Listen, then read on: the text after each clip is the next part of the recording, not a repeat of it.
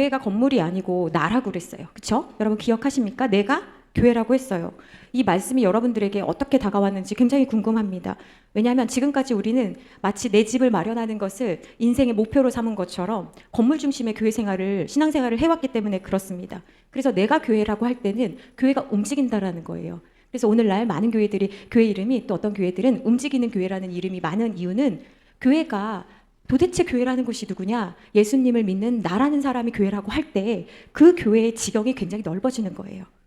원래 교회는 모이기에 힘쓰라라는 가르침은요, 모이지를 않으니까 먼저는 모여야 된다라는 가르침을 주기 위해서 모이기에 힘쓰라라고 했어요. 그러면 왜 모이기에 힘써야 되느냐? 우리가 파송되어져야 되기 때문에. 세상으로 나가기 위해서 교회는 어떤 곳이어야 했냐면 주유소 같은 곳이어야 했어요. 그러니까 주유소 같은 교회라는 이미지는 뭐예요? 기름 떨어지면 가는 곳이 주유소잖아요. 가야 할 곳이 있는데 잠깐 들리는 곳이 주유소잖아요. 그러니까 잠깐 머물러서 충전하고 쉬었다가 어디로 가야 되는 거예요? 내가 원래 살아가는 곳, 나의 목적지를 향하여서 힘을 내기 위해서 주유소에서 충전하고 기름 채우고 간단 말이에요. 교회는 어떤 의미에서는 주유소와 같은 곳이어야 되는 거예요. 근데 반대로 충전되고 주유하는 곳이 아니라 머물러 있으려고 하는 경향이 있다 보니까 우리끼리 신앙생활을 하게 되었습니다. 그래서 교회는 어떤 곳이냐면 세상으로 나아가기 위해서 주일날, 특히 주일날 우리가 모여서 함께 신앙 고백에 대해서 이야기하고 우리가 어떻게 살았는지에 대한 이야기를 나누고 힘을 얻고 주의 말씀을 붙잡고 살아내야 되는 거거든요. 근데 저희가 가난하고 힘든 시간을 보내면서 돈이 생기면 집을 마련하려고 했던 것처럼 교회도 건물을 사기 시작했습니다. 그러니까 교회가 건물을 산 것이 문제가 되는 것이 아니라 더 큰 건물, 더 좋아 보이는 건물을 사들이기 시작했다는 게 문제입니다.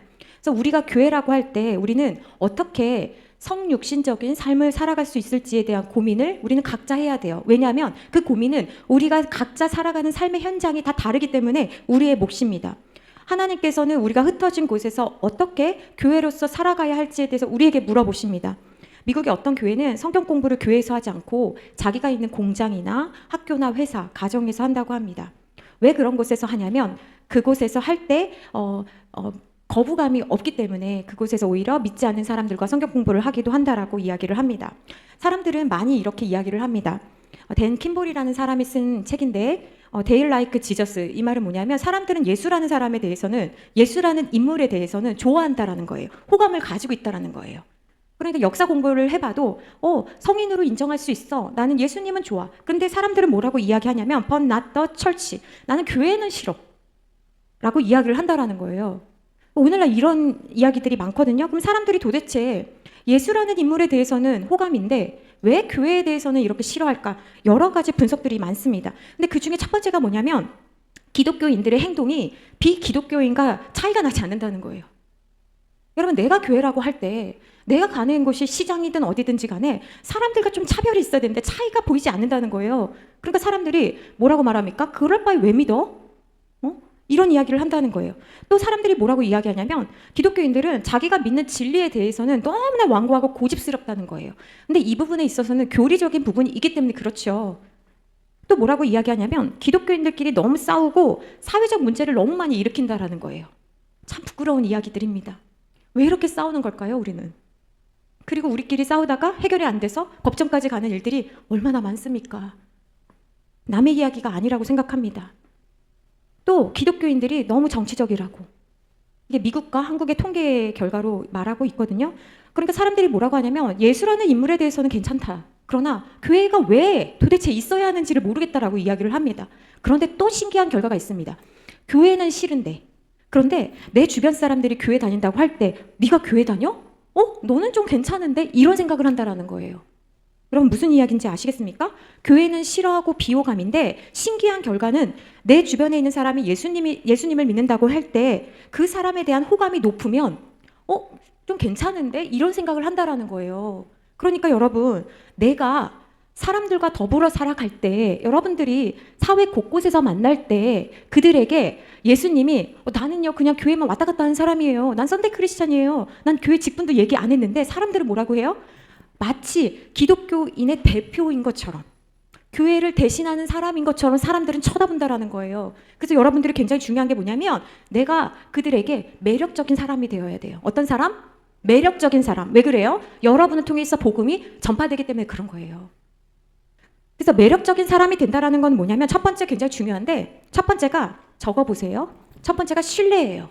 여러분들이 사회에서 살아가실 때 여러분들이 다른 사람에게 신뢰를 줄 수 있는 사람이어야 되는 거예요. 신뢰를 쌓기 위해서는 어떤 삶을 살아야겠습니까? 자기를 속이고 이기적인 욕심을 채우는데 급급한 사람이라고 한다면 내가 전하는 복음에 대해서 누가 관심을 기울일 수 있겠어요? 그러니까 내가 파는 물건은 저 사람은 있잖아 손해보면서도 더 주는 사람이지 저대로 거짓말하는 사람 아니야. 이런 평가를 받으셔야 되는 거예요. 근데 어떤 사람은 저 사람은 있잖아 저런 거 맞잖아 꼭 남겨. 저 사람 믿을 사람이 못 돼. 이런 평가 받으면 안 되는 거예요. 일제시대에 한국 사회에는요 굉장히 중요한 문서들이 몇 개가 있는데 그중에 어떤 것이 있냐면 기독교인들은 야소교라고 있거든요. 기독교인들은 거짓말하지 않는 사람들로 일제시대에 많은 사람들이 인식했다는 거예요. 그래서 일제 헌병들이 문서에 남길 정도였는데 1920년도에 살인사건이 일어났어요. 용의자는 있는데 증거가 없는 거예요. 근데 그거를 본 증인이 한 명 있었어요. 어떤 여인이 살인을 이 사람이 저질렀다라는 걸 봤다라고 증언을 했거든요. 근데 그 판결문에 뭐라고 나와 있냐면 법정에서 판사가 그 여인의 증언만을 가지고 이 피의자를 살인사건의 범인으로 인정해서 사형을 언도했대요. 그러면서 이렇게 이야기했다고 합니다. 이 판사가 일본 사람인데 이렇게 써 있습니다. 물증은 없지만 증인으로 나온 사람이 야소교 신자이므로 그의 말은 틀림없이 사실일 것이라 생각하여 사형을 선고한다. 여러분 사람의 목숨을 죽이고 살리는 일에 그만큼 또 다른 사례를 보면 1919년 3월 1일 독립운동에 관한 일본 헌병대 일지에서 이런 글이 발견됐습니다. 무라카미 헌병대장과 부하인 다나카가 이런 대화를 했다고 합니다. 이번 폭동은 조선 야소교인들이 주도해서 생긴 일이니 주동자를 색출해서 잡아들여야 한다. 그들에게 예수를 믿는지 먼저 물어보고 믿는다고 하면 무조건 잡아들여라. 이렇게 이야기를 한 거예요. 헌병대장이. 근데 그 이야기를 들은 그 부하가 아니 믿으면서 안 믿는다고 거짓말하면 어떡합니까? 이렇게 질문을 한 거예요. 그러니까 그 헌병대장이 이렇게 이야기했다고 합니다. 조선 야소교인들은 거짓말을 하지 않는다. 그러니까 여러분 그들이 말하는 것에 대해서는 절대로 거짓말하지 않는 사람이라고 인식이 되어 있었던 거예요. 그러니까 오늘날 우리가 생각을 해보세요. 여러분들은 어떻습니까? 신뢰는요 다른 사람을 속이지 않는 삶입니다. 거짓말하지 않아야 되는 거예요. 두 번째는 뭐냐면 호기심이에요. 여러분들이 교회라고 할 때 사람들이 여러분의 삶을 보고 호기심을 가져야 되는 거예요. 아니 왜 예수님을 믿지? 삶에 대한 호기심이 생기면 마음을 열게 됩니다. 그런데요 우리를 보면서 어떻게 사는지 하나도 안 궁금해. 오히려 아유 저 집은 힘들 것 같아. 이런 소리 들으면 돼요 안 돼요? 안 되는 거예요. 같이 놀다가도 아니 왜 교회를 간다는 거야? 왜 주일에는 쉬지 않는 거야? 힘들지 않아? 피곤하지 않아? 나는 교회 다니는 게 너무 행복해.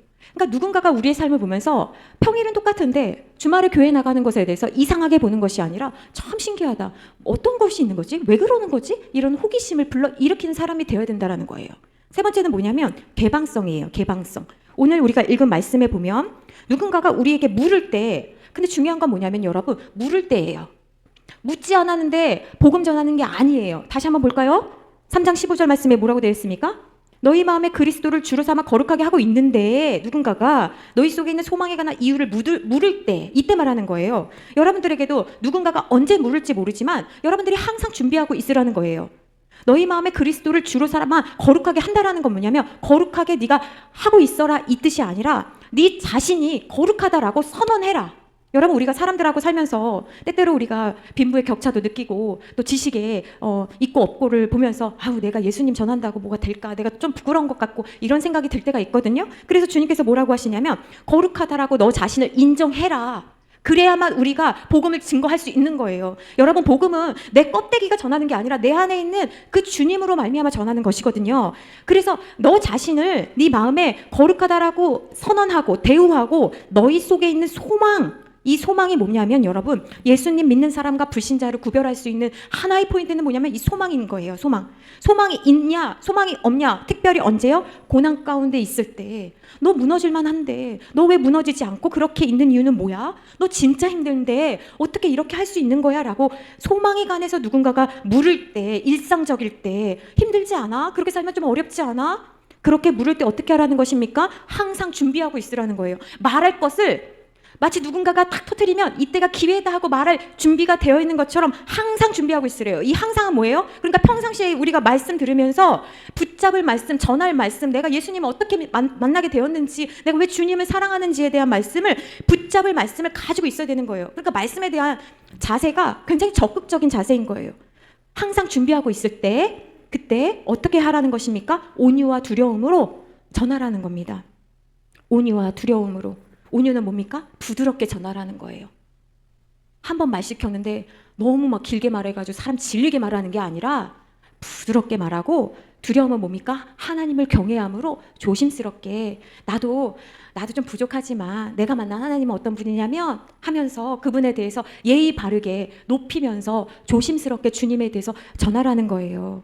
여러분, 우리가 행복할 때 사람들이 우리에게 물어볼 수도 있지만 우리가 특별히 고난 가운데 있을 때 너는 고난 중에 있으면서도 왜 무너지지 않아? 당신처럼 살려면 당신 안에 도대체 무엇이 있는 거야? 묻는 사람들에게 어떻게 복음과 연관해서 말할 수 있을지를 우리는 준비하고 있어야 됩니다. 여러분 준비하고 계십니까?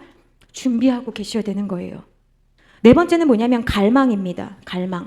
모든 사람에게는 영적인 질문이 있습니다. 아무리 돈이 많아도 또 다 이룬 것 같아 보일지라도 내가 이렇게 사는 게 맞나? 때때로 우리는 허무하기도 하고 인생의 회의가 생길 때가 있습니다.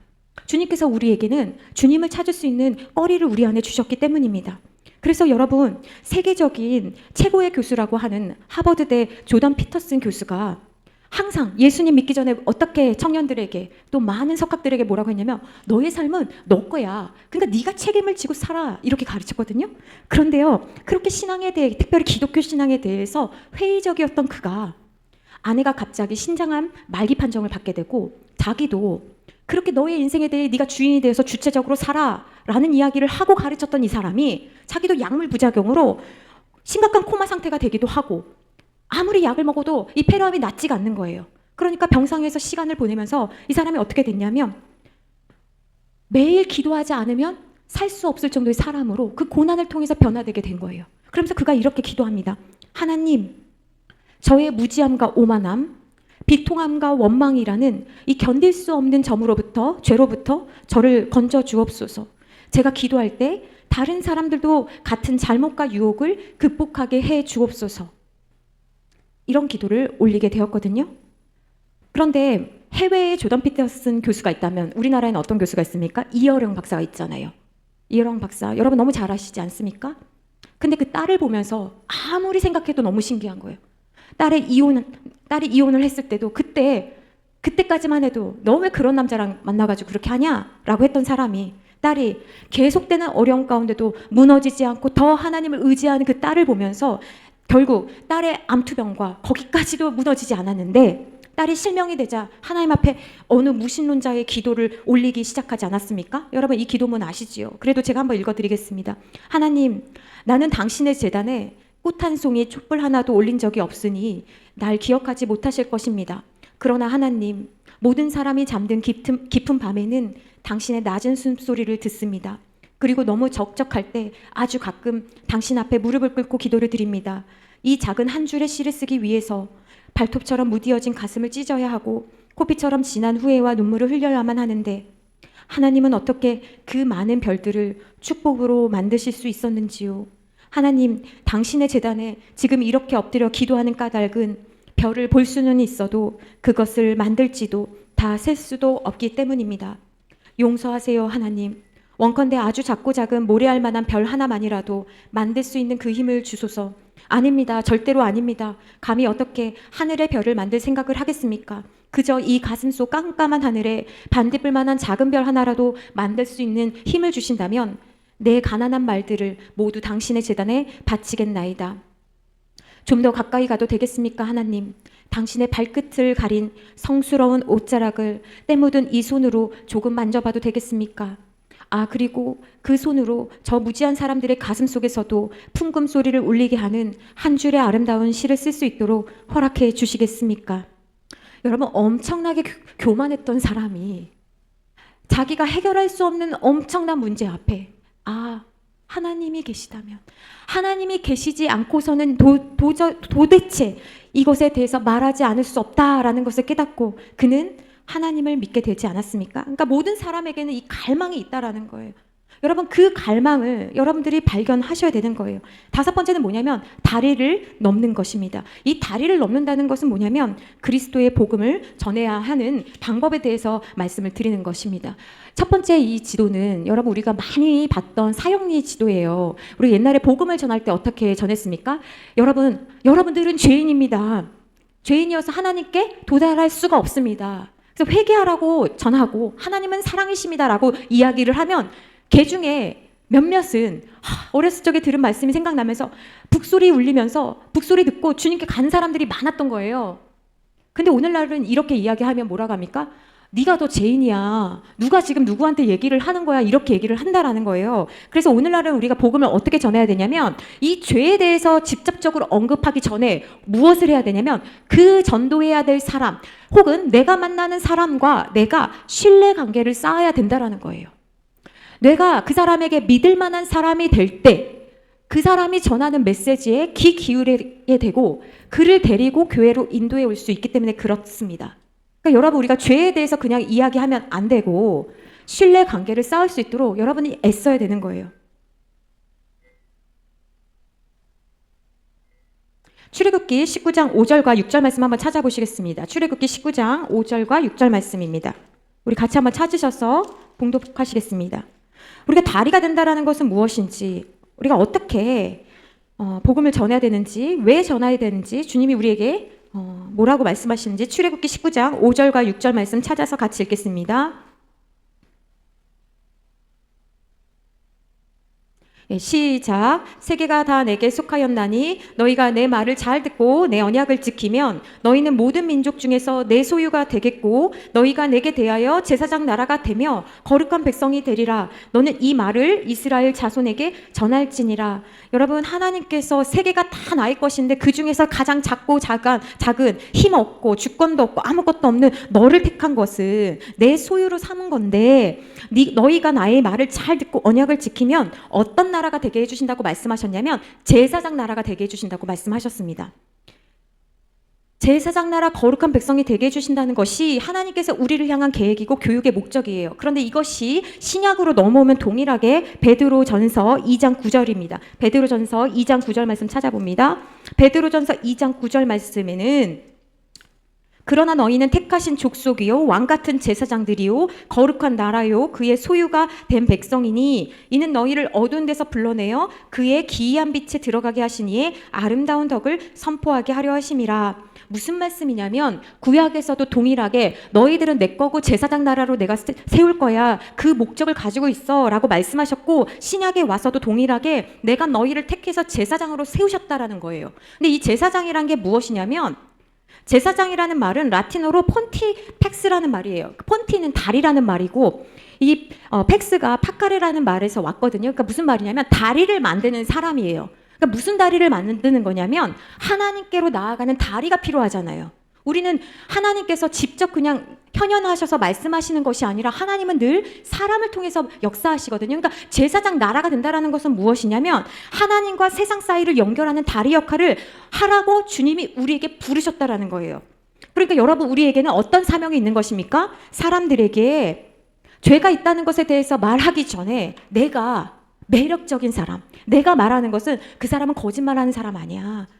그 사람의 말은 믿을만해. 그 사람은 하나님을 의지하는 사람이야. 그 사람은 하나님 믿는 사람이야. 이 일을 하라고 주님이 우리에게 부르셨다라는 거예요. 그러므로 여러분 어디 멀리 가서 그냥 모르는 사람에게 그냥 선교하겠다라고 마음 먹지 마시고요. 가까운 사람들에게 복음 전하기 위해서 내가 어떻게 살아갈 수 있을지에 대해서 여러분들이 고민하셔야 되는 겁니다. 여러분 우리는 얼마든지 모르는 사람에게는 굉장히 멋있는 사람이 될 수 있습니다. 그러나 우리는 나를 잘 아는 사람에게는 크리스찬으로 살아가기 어려울 때가 너무나 많아요. 그래서 나일스란 사람이 뭐라고 이야기를 했냐면 우리 앞에 보고 한번 읽어보실까요? 나일스란 사람이 이 멋진 말을 했는데 한번 읽어보겠습니다. 시작. 전도는 한 거지가 다른 거지에게 어디서 빵을 얻었는지 이야기해 주는 것이다. 여러분 무슨 말인지 아십니까? 그러면 우리가 여기에다가 만약에 선생님이라고 한다면 전도는 한 선생님이 다른 선생님에게 어떻게 가르치는지 이야기하는 것이다.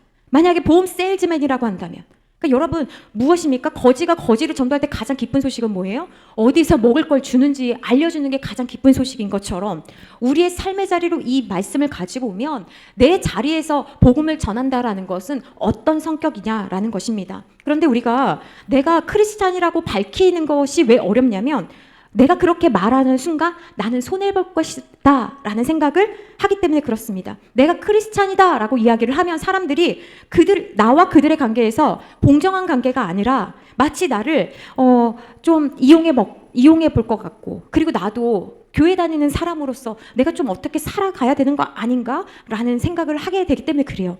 그러니까 내가 크리스찬이라고 밝히는 것에 대해서 우리는 나에게 손해가 될 것을 염려하거든요. 그러나 여러분 그걸 염려하지 않으셔도 됩니다. 악한 사람들에게 순한 양이 돼서 여러분 먹이가 되십시오라는 이야기를 하는 것이 아니에요. 구약의 모세를 한번 생각해 보세요. 모세는 이스라엘 백성을 위해서 오래 참을 때도 있지만 잘못한 일에 대해서는 징계하기도 하고 또 자기에게 맡겨진 자들을 지켜나가기 위해서는 전쟁에 나가서 싸우기도 했습니다. 그러니 여러분, 하나님께서는 여러분의 성품과 기질과 여러분의 삶의 자리를 쓰십니다.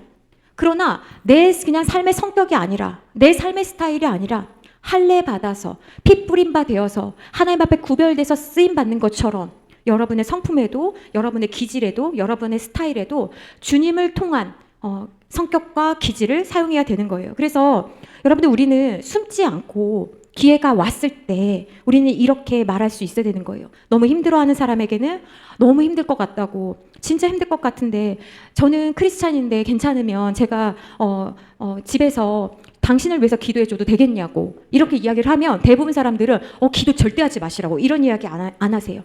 너무 고맙다고, 저를 위해서 기도해 주신다니 너무 감사하다고.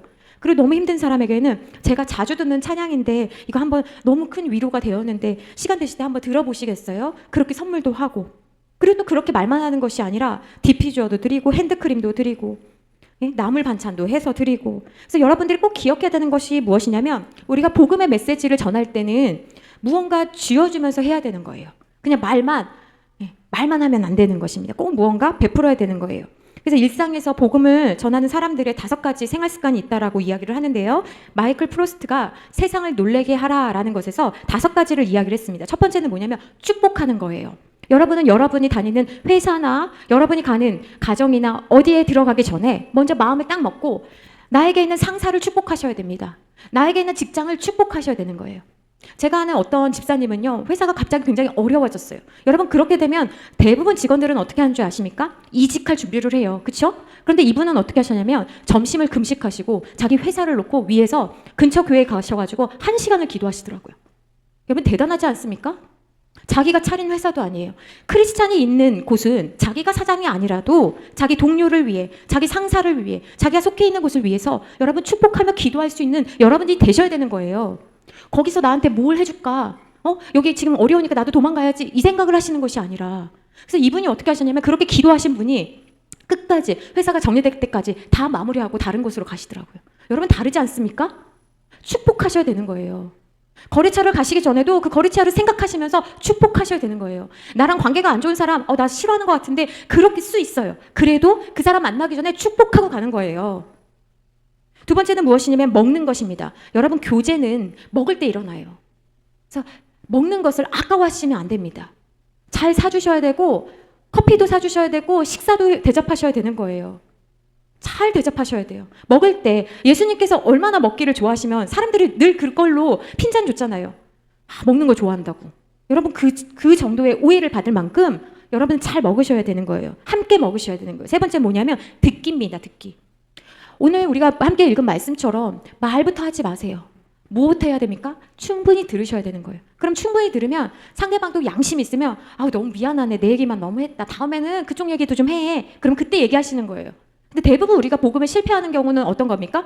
듣고 싶지도 않고 궁금하지도 않은데 우리가 막 이야기하는 거예요. 그러니까 또 예수쟁이가 미쳤나 봐. 미친 사람이 나한테 왔어. 이렇게 이야기를 하는 거예요. 여러분께서 복음에 대해서 잘 전하지 않으시면 그분을 영화롭게 해드리는 것이 아니라 그분의 이름을 낮추시는 거예요. 그러니까 평상시에 상대방의 이야기를 잘 들어주셔야 돼요.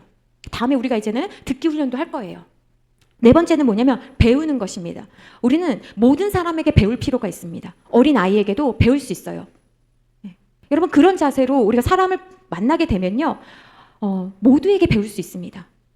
그런데 쟤는 나보다 어려, 쟤는 나보다 끈이 짧아, 쟤는 나보다 가난해, 그러면요 배울 수가 없습니다. 모든 사람에게 난 배울 수 있어 라고 생각하시면 잘 배우는 사람이 돼요. 근데 특별히 이 배운다는 건 뭐냐면, 세상으로 우리가 파송되기 전에 하나님의 말씀을 잘 배워야만 우리가 중심이 흔들리지 않기 때문에, 여기서 배운다는 것은 무엇입니까? 여러분이 하나님의 말씀에 대해서 먼저 잘 배우셔야 된다는 거예요. 잘 배우지 않으면 뭐가 뭔지를 몰라요. 그럼 사람들이 너네는 왜 이렇게 편협하냐? 그러면 그런가? 내가 편협하지 않은 걸 보여줄게 하면서 그냥 휩쓸려 다니는 거예요. 그러니까 좋은 사람, 성격이 좋은 사람인지는 모르겠지만 복음에 대해서 확실하게 서 있는 사람은 아니라고 할 수 있는 거죠. 다섯 번째는 뭐냐면 파송하기입니다. 우리는 늘 하나님의 말씀을 듣고 파송되는 것입니다. 우리는요 다른 곳으로 파송되는 것이 아니라 우리가 있는 곳으로 다시 가는 거예요. 그러면 우리의 가정에 교회가 세워지는 것입니다. 내가 그곳에서 살아갈 때 주님과 상관없이 말하고 행동하고 선택한다면 그곳은 교회의 문을 닫은 것입니다. 여러분, 우리가 지성전이라는 개념이 있잖아요. 마치 회사가 있으면 지점처럼 이렇게 있지 않습니까? 만약에 우리 교회에 마치 지성전은 아니래도 작은 채플들이 있다라고 한번 생각해 봅시다. 내가 하나님의 말씀대로 살아가지 않으면 그 채플은 불 꺼지는 거예요. 여러분들은 하나하나의 교회거든요. 그러니까 내가 있는 곳은 그냥 내가 잘해가지고 있는 곳이 아니라 주님이 나를 그곳으로 보내주셨다라고 한다면, 여러분이 잘 보여야 할 대상은, 나의 상사는 내가 섬기는 대상이지 잘 보일 대상이 아니라, 하나님께서 여러분을 그 회사로, 그 곳으로 보내셨다고 한다면 여러분은 누구에게 잘 보여야 되겠습니까? 하나님에게 잘 보이게 되는 거예요. 내가 이곳에서 일하지만 하나님이 나를 보내셨다라고 한다면 상사의 눈치를 보기 이전에 누구 눈치를 먼저 보게 됩니까? 하나님 눈치를 먼저 보게 되는 거예요. 그런데 나는 여기 누가 보내줬어. 그러면 누구의 눈치를 보게 됩니까? 그 사람의 눈치를 보게 되는 거예요. 여러분, 사람을 움직이시는 분도 하나님이십니다. 그러므로 여러분, 우리는 어떤 교회가 되어야겠습니까? 세상적인 교회가 아니라 삶으로 복음을 전하기 위해서 지혜와 전략이 필요합니다. 내가 교회 다닙니다라고 할 때 그냥 종교칸의 기독교인이라고 체크하는 정도로서는 안 되고, 내 삶 전체가, 내가 기독교인이라고 체크했을 때는 내 삶 전체가 그것에 대해서 말해줄 수 있어야 되는 거예요. 그래서 우리가 같이 모일 때는 같이 모이면 힘이 더 세지잖아요. 그래서 같이 모이면 더 큰 일들을 감당할 수 있는 거예요. 우리가 작년에 계란 100판을 사가지고 많은 사람들에게 나눠줬습니다. 올해 추수감사 주일이 되면 귤을 대량으로 사서 또 많은 사람들에게 복음을 전하려고 하는 거예요. 우리가 예수님에 대해서만 전해도 되지만 사람들은 예수님의 사랑에 대해서 잘 유추해 볼 수 없기 때문에 우리가 다른 어떤 용품을 가지고 전하는 거거든요. 그러므로 우리가 우리 교회 근처를 잘 살펴보시면서, 우리가 성육신적인 교회가 된다고 할 때, 우리가 다른 곳으로 파송된다고 할 때 그게 어떤 것을 의미하는지를 여러분들이 잘 아셔야 되는데, 첫 번째는 뭐냐면, 우리가 성육신적 교회가 된다라는 것은 우리는 기도만 하지 않고 행동하는 교회라는 것입니다. 여러분, 우리는 기도하는 적극적인 소극적인 역할도 하지만 우리는 행동하는 소극적이고 적극적인 역할도 감당하는 교회가 되어야 되는 겁니다. 여러분, 교회 근처에 보면 많은 가게들이 있습니다. 여러분들은 그 가게들을 의무적으로 이용하셔야 돼요. 그리고 좋은 이웃이 돼주셔야 합니다. 그리고 기회가 된다면 그들에게 교회 한번 나오라고, 예배 한번 같이 드리자고 이야기할 수 있을 정도의 관계가 되어야 되는 거예요. 여러분, 우리 교회 근처에는 빵집도 있고 안경점도 있고 꽃집도 있고 그리고 와플집도 있습니다. 저 와플집에는 기독교라고 되어 있는데 도대체 무슨 기독교인지 이런 게 궁금하셔야 되는 거예요. 옆에 교회들이 이렇게 있으면 저 교회는 괜찮은지, 힘들지 않은지, 교회는 몇 명이 있는지, 혹시 안경점의 사장님은 부모님이 교회를 다니시지는 않는지, 이런 거 궁금하셔야 되는 거예요. 복음을 전하기 위해서 우리는 좋은 이웃이 돼야 되고 좋은 사람이 되어야 합니다. 그래서 우리는 교회 주변을 다니면서 이곳에는 무엇이 있는지, 뭐가 필요한지에 대해서 생각할 수 있어야 돼요. 두 번째는 다른 사람의 필요에 민감한 교회가 되어야 되는데, 여러분 한번 보세요. 다른 사람의 필요에 민감한 교회가 된다는 것은, 우리가 이렇게 주일날 예배를 드리기 위해서 이렇게 모였잖아요. 그럼 우리는 이렇게 다 그 평일에 파송되는 거예요. 어떤 사람은 학교로, 어떤 사람은 미용실로, 어떤 사람은 건물로, 여러 가지 모습으로. 이것이 교회인 거예요.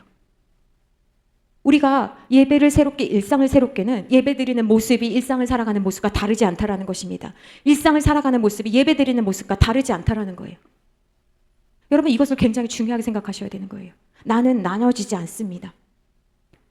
그럴 때 우리는 거짓이 되지 않아요. 다른 사람의 필요에 민감한 교회가 된다는 것은 무엇이냐면, 여러분, 우리 청소년부에 어떤 한 명의 친구가 친구들을 다 전도하고 있잖아요, 지금. 그 친구가요, 중학교 1학년 때도 그랬고 2학년 때도 그랬고 지금 중3이 되었는데 그 친구가요, 다른 친구 수련회 오게 하려고 전화하고 볼링장 데려가고 PC방 데려가고 맛있는 거 사주고 자기 집에서 재우고, 이거 아십니까 여러분?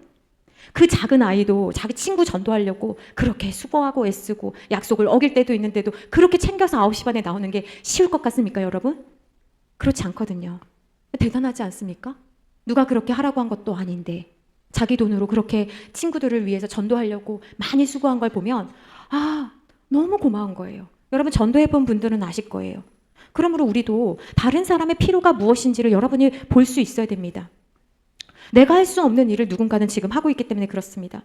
요즘 교회들은 여러 가지 편의시설들을 많이 만듭니다. 특별히 청소년들을 위해서는 PC방을 많이 만들고 있어요. 한번 보세요. 용인제일교회 굉장히 좋은 교회거든요. 그런데 사양 한번 보세요. 저희 아들이 이거 보더니 자기도 여기 교회 보내달라는 거예요. 우리 성산교회 오기 전에 이야기입니다. 대단하죠. 이음교회라고 좀 그거보단 작죠. 예. 그 다음에 요즘 신문에 많이 나오는 하늘샘 교회. 아이들이 PC 하러 옵니다. 근데 여러분 제가 이걸 보여드린 이유는요. 우리가 이런 걸 보면 무슨 생각을 하셔야 되냐면 우리도 그럼 PC방 만듭시다. 이 이야기가 아니고 이 사람들은 어떻게 저런 생각을 할 수 있었을까를 생각하자는 거예요. 여러분 다시요. 어떤 사람은 PC방을 만들었거든요. 그럼 우리는 그럼 이제 PC방을 빨리 만들어야 되나 보다. 이게 아니고요. 왜 그 사람들은 어떤 마음이 있길래 어떤 생각으로 PC방을 만든 거지 교회 안에? 근데요 여러분 우리 아이들도요 교회 오면 PC방 이용권을 지금 1시간씩 주고 있어요. 예, 잘 모르셨죠? 예, 일부러 말 안 했어요. 왜냐하면 부모님들이나 성도님들이 별로 좋아하지 않을 거라고 생각해서 우리 장로님이랑 다음 세대 교육위원장님이랑 저랑 약속하고 그냥 욕을 만약에 누군가가 한다면 우리가 먹읍시다. 다 흡수합시다. 그래서 아이들은요 예배가 끝나면 사실 1시간 반 정도 시간이 지금 비어요. 우리 초등학교 아이들도 지금 고민하고 있는데 그 시간 동안에 아이들은 그냥 원래 자기 돈 내고 가요. 가는 애들 뭐 가지 말라고 하면 다른 데 폴동으로 이제 가요, 여러분. 그래서 이왕 갈 거 교회 온 게 어디예요? 그래서 갔다가 와라. 밥 먹으러 와라. 그러니까 어떤 교회는 그렇게 할 수 있는데 우리는 왜? 그래서 우리 오늘도 지금 뭐 기초영문법 특강 하고 있잖아요. 이런 거 되게 어려운 얘기예요. 되게 쉬워 보이잖아요. 어렵습니다. 왜냐하면 공부하고자 하는 아이들은 별로 없기 때문에 그래요. 그러니까 공부하고 싶은 마음이 없는 애들을 붙잡아가지고 우리 선생님께 부탁드려가지고 그렇게 하는 게 쉬운 일이 아니에요. 근데 그렇게 왜 하는 것입니까? 아이들에게 그래도 혹시 공부에 흥미를, 공부는 못해도 되지만 어학 조금 잘하면 복음 전하는데 유익할 수 있으니까 그런 자리들을 계속 마련해 주는 겁니다. 이번에 워터파크에서 놀면서 아이들이 거기에 처음 가봤다는 아이들도 있고요. 깜짝 놀랐어요. 아이들이 어떻게 이런 데를 처음 와보지? 이런 생각을 해봤거든요. 아이들이요 교회 오기 싫은 이유 중에 하나는 뭐냐면 자기가 싫어하는 단어들이 너무 많기 때문이라고 이야기를 하더라고요. 학교 자체를 싫어하는데 교회 학교라고 그러잖아요. 그리고 선생님이 좀 불편하잖아요, 솔직히. 근데 선생님이라고 하잖아요. 그래서 이 워딩 자체를 많은 교회들이 이 워딩을 바꾸는 거예요. 그래서 예를 들면 꿈땅, 뭐 파워웨이브, 뭐 여러 가지 예쁜 이름들로 부서 이름을 바꾸는 이유는 교회 학교가 니네가 생각하는 그 학교가 아니거든. 이걸 말해주기 위해서 워딩을 바꾸는 것입니다. 여러분 회사 싫어하시잖아요. 똑같은 거예요. 무슨 회사 하면 기분 좋으시겠어요? 그러니까 그런 것이죠. 그래서 선교적 삶을 살기 위해서는 우리가 왜 하는지, 우리가 가진 것이 무엇인지, 우리가 지켜야 하는 것이 무엇인지를 여러분들이 우리와 함께 같이 고민을 할 수 있어야 됩니다. 하나님은 우리 교회가 역량 있는 교회가 되기를 원하십니다. 우리 교회는 어떤 성도를 키울 거냐면 첫 번째, 우리 교회는 거듭난 성도들이 다니는 교회입니다. 거듭남이 굉장히 중요합니다. 여러분 학위에 대한 관심이 너무 커요. 늘 어디 학교 나왔냐 이런 거 많이 질문하시거든요. 왜냐하면 우리나라가 고학력 사회라서 그래요. 그런데 그거 아십니까? 고학력 사회인데 고학력 백수예요. 고학력이라서 아무 데도 못 가요. 고학력 백수 사회이기도 합니다.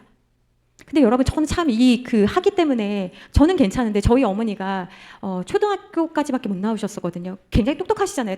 그래도 맨날 호구조사 하면은 이 초등학교밖에 못 나왔거나 중학교까지 나오셨나 그러니까 이게 늘 마음에 어려운 거예요. 그러니까 성경을 읽어도 잘 읽으시는데 왠지 읽으라 그러면 막 자신감이 없고 막 그렇잖아요. 여러분 교회는요 학위를 따지는 곳이 아닙니다. 어떤 교회 갔더니 저희 교회는 교수님들이 많이 모인다는 거예요. 그래서 참 좋겠다. 라고 자랑하는데 여러분 그것도 비정상 아닙니까? 교회는 교수도 다니고 초등학교 못 나온 사람도 다니고 다 같이 어울리는 것이 하나님 기뻐하시는 교회예요. 만약에 우리가 자랑할 것이 있다라고 한다면 학위가 아니라 여러분들에게는 이제 누가 당신 학교 어디까지 나왔어요? 그러면 이렇게 얘기하세요. BA 나왔습니다 라고 얘기하시면 돼요. Born Again 줄임말인 거예요. Born Again BA가 뭐냐면요, Bachelor of Arts 해가지고 문학사 학사를 졸업하면 BA 학위를 주거든요. 그러니까 여러분들은 누가 볼 거 아니잖아요. 그러니까 저는 거듭남의 학위가 있습니다. BA, Born Again. 난 거듭났어요. 이게 더 중요한 거예요. 거듭남의 학위가 있다라고 여러분들은 생각하고 이걸 자랑으로 여기셔야 되는 거예요. 여러분 바울도요. 내 옛날 거 아무것도 아니다라고 배설물이라고 고백했는데 여러분들이 정말 자랑해야 되는 것은 무엇이냐면 나의 그 학위나 이런 것이 아니라 나는 거듭났습니다. 나는 달라졌습니다. 내 안엔 주님이 계십니다라는 여러분들이 자랑하셔야 되는 것입니다. 말씀 한 절 찾아보겠습니다. 요한복음 3장 5절입니다. 요한복음 3장 5절에 보면 함께 한번 합독하실까요? 요한복음 3장 5절입니다.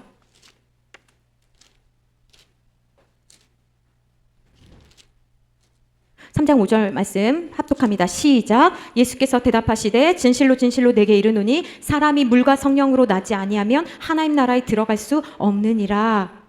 거듭남의 중요성에 대해서 주님이 이 말씀 해주고 계셔요. 근데 특별히 이 말씀은 사실은 그 앞에 니고데모에게 해주신 말씀 가운데 굉장히 중요한 가르침을 주고 계시거든요. 물과 성령으로 거듭나야 된다라고 말씀하고 계시는 거예요. 그러니까 사람들 볼 때 그 세례를 통해서 물로 거듭나고 성령을 통해서 위로부터 주시는 성령으로 거듭난 사람이 진짜 하나님의 사람이라는 거예요. 여러분 면허 없는 사람을 옛날에 오다리라고 했어요.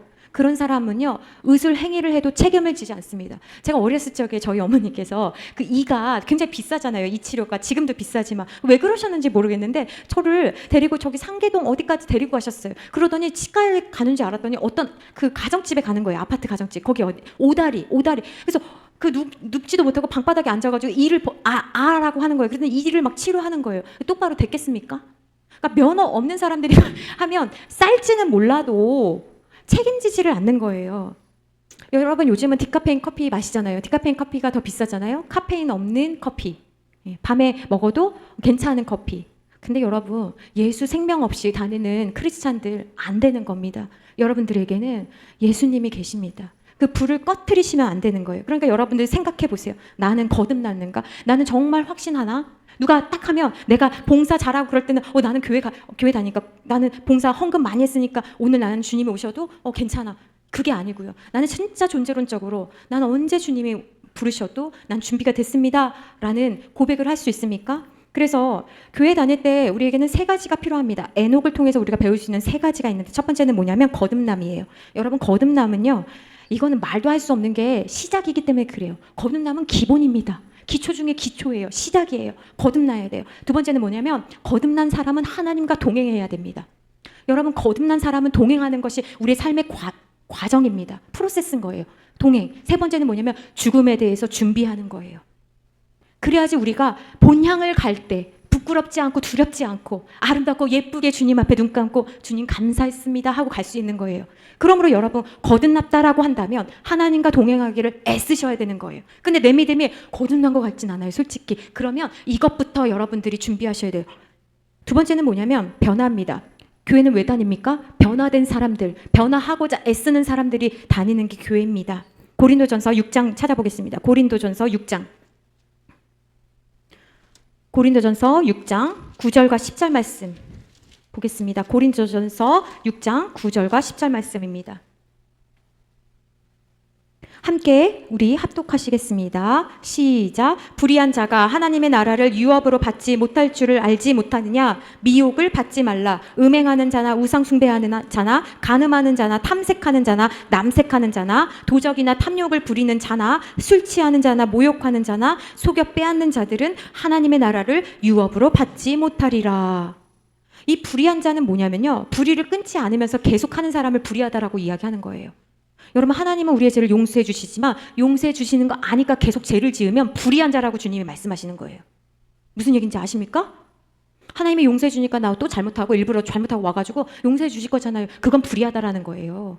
그래서 불의한 자의 특징은 뭐냐면 하나님 나라 유업을 받지 못할 거라고 말씀하시면서 미혹을 받지 말라라고 말씀하셨거든요. 고린도 교인들은요 어떤 사상이 있었냐면요, 하나님은 도덕적으로 우리에게 강요하지 않으셔. 그러니까 그냥 편리하게 우리 그냥 편한 대로 예수님 편하게 믿자라고 주장했던 거예요. 그러니까 구원받으면 다 된 거지. 이런 말씀들이 뭐가 필요해. 그렇게 생각하니까 지금 바울이 뭐라고 합니까?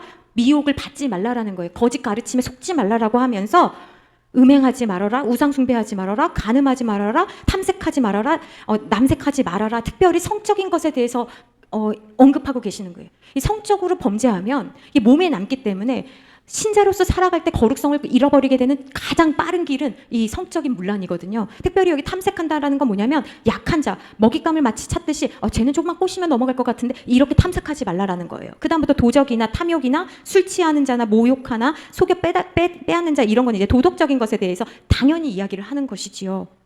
그러니까 여러분 하나님을 믿는 사람들은 변해가는 사람입니다. 죄를 사랑하는 것이 아니라 하나님이 내 안에 계시면 변화되어 가는 것이에요. 여러분 어떻게 음란한 사람이 음란하지 않을 수 있겠습니까? 어떻게 거짓말하던 사람이 거짓말을 싫어할 수 있겠습니까? 어떻게 술을 사랑하는 사람이 술 취하지 않을 수 있겠습니까? 여러분 그 방법은 음란하지 말아야지, 술 취하지 말아야지 이게 아니고요. 하나님을 더 사랑하면 음란으로부터 멀어지게 되는 것입니다. 술 취하는 환경에 있는 것이 아니라 하나님을 사랑하는 환경으로 내 자신을 던지는 거예요. 여러분 술을 끊는 방법은 그거밖에 없습니다. 음란에서 구해질 수 있는 방법은 클릭하면서 주여 왜 내 눈을 자꾸 보게 만드십니까 하면서 보는 게 아니라 거룩한 곳으로 나아가는 것이에요. 처음부터 이기는 사람이 아무도 없습니다. 내가 누구이고 내가 어떻게 살아가야 될지를 알고 내가 하나님을 더 사랑하게 되면 예전에 사랑했던 것을 사랑하지 않게 되는 거예요. 왜 그렇습니까? 하나님이 그거 싫어하면 나도 싫으니까. 여러분 거기까지 그 마음으로 가야 되는 것입니다.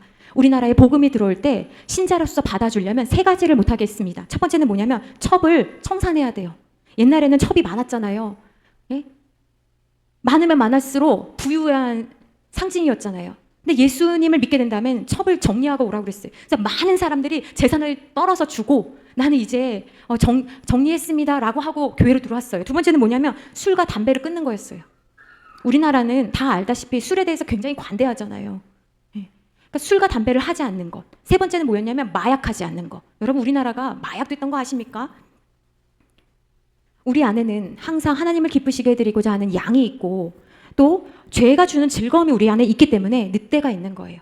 그러면 이 늑대에게 먹이를 주지 않는 방법은 무엇입니까? 내 안에 하나님이 기뻐하시는 양에게 먹이를 자꾸 주는 것입니다. 마지막으로 세 번째는 우리 교회는 어떤 교회가 되어야 되냐? 어떤 교인이 되어야 되냐? 온전한 교인이 되어야 됩니다. 온전하다라는 것은 완전하다라는 이야기는 아닙니다. 여러분 우리 삶의 목표는 예수 그리스도이십니다. 예수님은 완벽한 하나님이셨고 완벽한 인간으로 오셨습니다.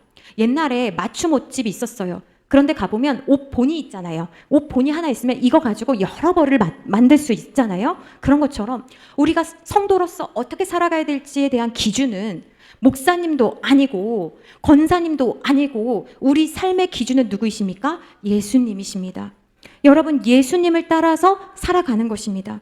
오늘날은 썬데이 크리스찬이 아니라 원아워 크리스찬이 생겼다고 합니다. 원아워가 뭔지 아십니까? 1시간 크리스찬. 옛날에 썬데이는 그래도 하루 왼종일 그날이라도 왔는데 이제는 원아워래요. 여러분 우리는 원아워가 아니라 우리 존재 자체가 주님을 믿는 사람들이어야 됩니다. 내가 주님을 위해서 무엇을 할까요? 라고 묻는 저와 여러분들이 되시기를 부탁드립니다.